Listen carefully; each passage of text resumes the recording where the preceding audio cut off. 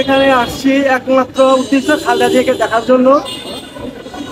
উনি একটা ভালো একটা নেত্রী, উনি ভালো একটা মা, উনি ভালো একটা বউ, মানে উনি এক হিসাবে সে এখনো আমাদের দেশের মুরব্বী।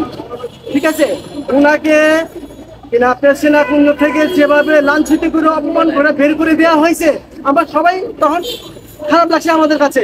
আজকে দেখেন শেখ হাসিনা দেশ থেকে বাইরে চলে গেছে, খালেদা জিয়াকে লাঞ্ছিত করে দেশ থেকে বের করে ঘর থেকে বের করছে, লাঞ্ছিত করে। আজকে দেখেন সে দেশ থেকে বের হয়ে গেছে, আল্লাহর কি নির্মম পরিহার।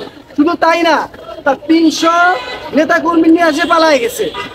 ঠিক আছে, আপনার আর ডাক্তার ইউনূসের কথা বলবো। 5ই আগস্টের পরে ডাক্তার ইউনূস যদি দেশটাকে যদি না ধরতো, ওই চালা আমার দেশটাকে ঘিরে খেয়ে ফেলে। ঠিক আছে, আপনার কোথায় আমাদের ডাক্তার ইউনূস আর কোথায় চাওয়ালা?